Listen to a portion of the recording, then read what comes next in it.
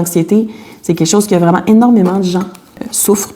Et quand on pense au stress, à la peur, c'est une réaction absolument vitale que ça nous prend pour survivre. L'anxiété, c'est la coche d'après, là, tu sais, que l'être humain, on se fait des pensées à propos de ce qui s'en vient, de ce qui va arriver.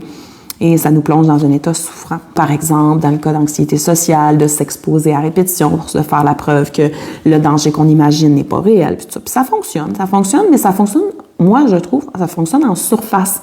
Parce qu'on n'adresse pas ce qui a causé les mécanismes d'anxiété. C'est là que dans une approche intégrative comme la schémothérapie, oui, bien sûr, on va vouloir, par exemple, faire des stratégies cognitives et comportementales pour s'exposer parce que, par exemple, je ne suis plus capable d'aller au travail, fait que là, ça nuit vraiment au quotidien.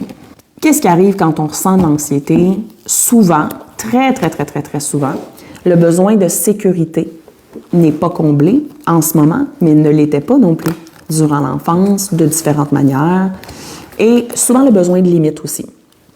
Donc, quand on est dans une approche comme la schémothérapie et où on va aller découvrir qu'est-ce que notre enfant vulnérable, dont les besoins de sécurité et de limite n'étaient pas comblés, a développé comme schéma de pensée pour aller soigner ces blessures du passé-là, donc d'aller traiter cette anxiété-là dans une optique, dans une approche passée, avec beaucoup plus d'impact sur le long terme. Par contre, on est dans une société, dans une ère, dans une époque où on cherche beaucoup les solutions instantanées. Je pense aux médicaments, je pense aux programmes miracles qui fonctionneraient rapidement. C'est moins attirant d'aller vers des approches comme les approches intégratives comme la schémothérapie parce que ça va prendre plus de temps.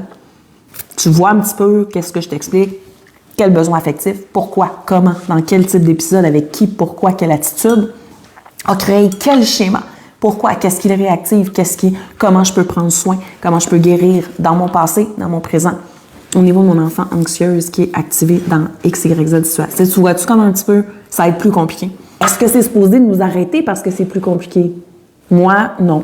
Moi, je suis de même. J'ai besoin de comprendre plus en profondeur. Puis c'est pour ça que je suis dans une approche un petit peu plus compliquée, mais qui est tellement merveilleuse. Pour moi, la thérapie, c'est la schémothérapie.